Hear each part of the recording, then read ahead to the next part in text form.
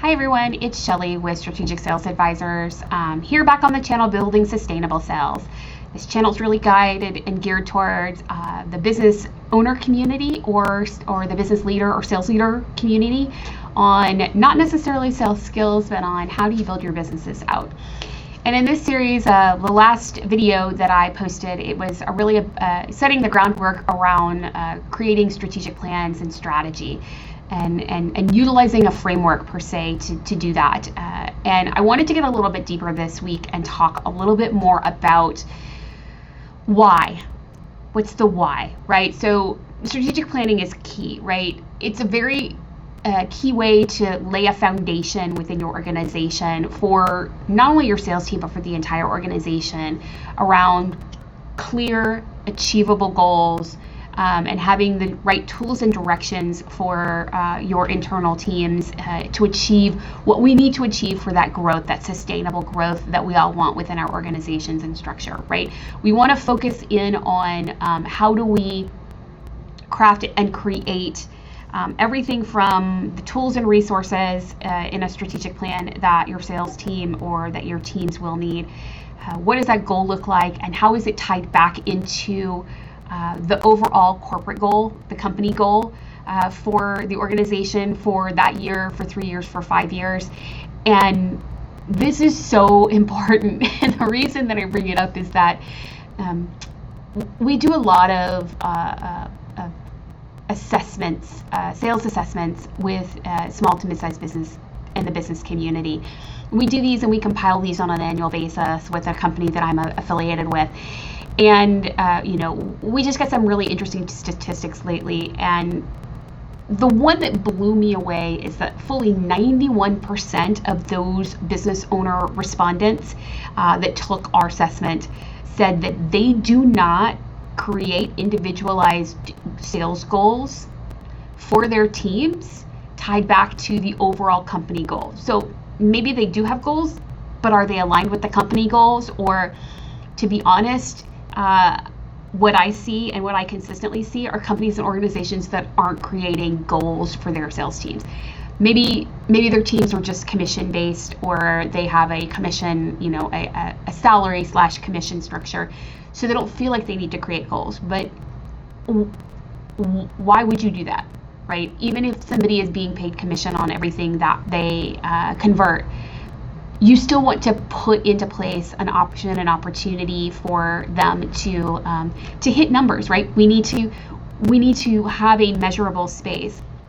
Now, there are some thought processes out there around not creating goals for sales, because if sales team members don't hit them, then it could cause them to have a crisis of faith, a crisis of not believing in themselves. And I get that, right? But if we are involving sales and the sales organization in crafting and creating their annual goals, there should be some buy-in on that. There should be some focus. And I am not personally a believer in the fact that sales should not have goals. I think that there needs to be targets and goals that they need to achieve, because that holds them accountable to what they're doing, right? So we want to be able to do that. We want to be able to craft and create, and strategic planning helps us do that to a certain extent. We also want to be able to effectively understand how do we manage tools and resources to streamline the sales process and to improve that efficiency. I'm a big proponent, and I don't know if I've talked about it here on the channel. It's been a while, but I'm a big proponent of things like playbooks. I look back on my career and when I initially started in sales, and it was, here's a stack of files, here's a week-long training on sales skills, and then go out and go after it. And I look back and go, gosh, if I only had a playbook, right, with great email templates and phone templates, and what is the sales process, and how many, what's the time and areas that clients would traditionally stay within each layer of that sales cycle or sales process. What types of clients are we looking at? What's that buyer persona that I need to go after?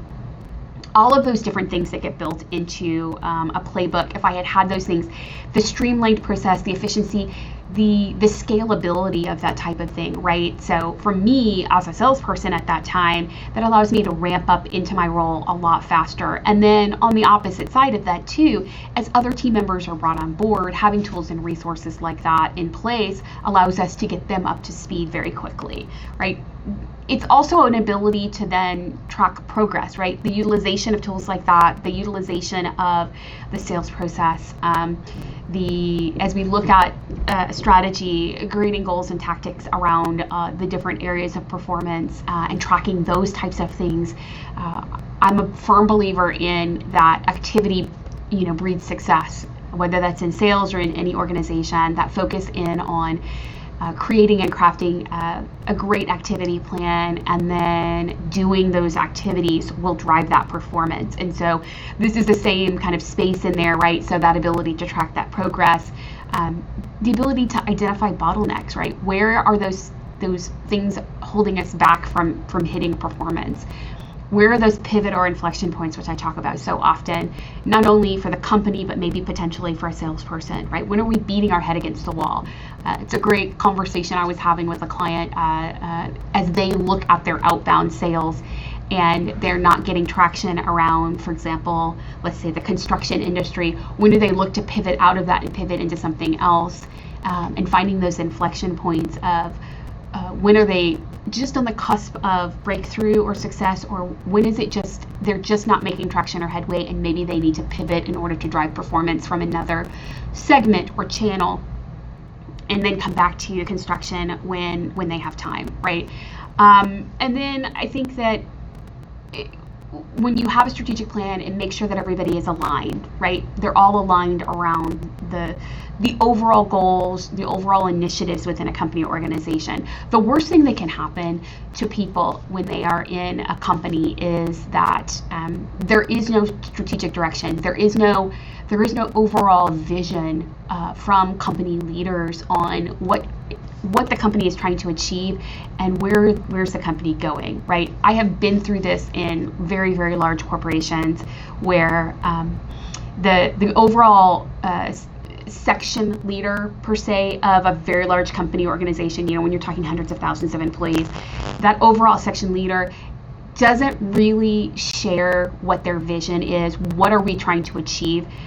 Me as an individual contributor, I don't know what I need to do in order for us to hit those types of vision. If I don't know what the vision is, if I don't know what that strategy is, or what we're trying to achieve this year or next year or 3 years or 5 years, then how, as an individual contributor, do I know what I need to do to hit that? It's the same thing, right? So if we set a $10 million goal for the company for 2024, and break that down then into quarters, so $2.5 million, and then I know where my position or part or my market segment fits, then I know what I need to do and I know what I need to focus on.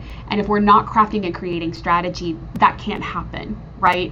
I don't care if your company is a single entity person, right? A solopreneur, or if you are a company with thousands and thousands and thousands of team members, the strategy needs to be there.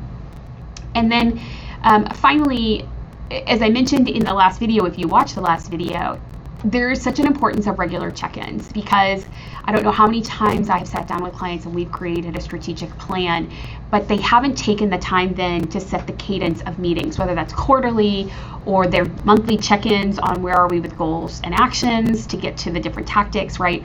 How are those broken down on a monthly or quarterly basis? How are you holding them accountable? How are you holding yourself accountable as either the company leader or the section leader, the sales leader, those types of roles? And so I do find that oftentimes, just like in everything, I think we hear about this so much in things like weight loss or fitness, right? Where you post it and you have accountability, you have your accountability team. It's why a lot of people join fitness classes, right? Again, accountability, people to watch out and make sure that you come to class. It's the same thing in business, right? So having an outside accountability person can be really beneficial. And I see that a lot, not just from a coaching standpoint, but that ability to sit down with a business owner and a sales leader within a company and help them build their strategy, right? Help them work on and build their strategy themselves, and align around the right people and the right processes, and then break that down into quarterly rocks, or whatever you want to call them, right? Quarterly actions and goals and tactics that they're going to tackle each month to each 90 days in order to hit that. And then those 90-day check-ins on, have they done the things, and where are they with them? How is it pivoting? How is it working? All of these different things. And so having that ability, right, to assess progress and realign when need be. And I think that it allows us to get into a situation where we can ensure that we have that continuous improvement and that adaptability to potentially changing market segments, right? Having that outside influence. Going back to what I said in the last video, right? Sometimes people are excellent at creating strategy, but they can't do it for themselves or for their own company because they have their own company biases going on. They have their own thought process going on, and they sometimes just need that outside facilitation to help drive that performance.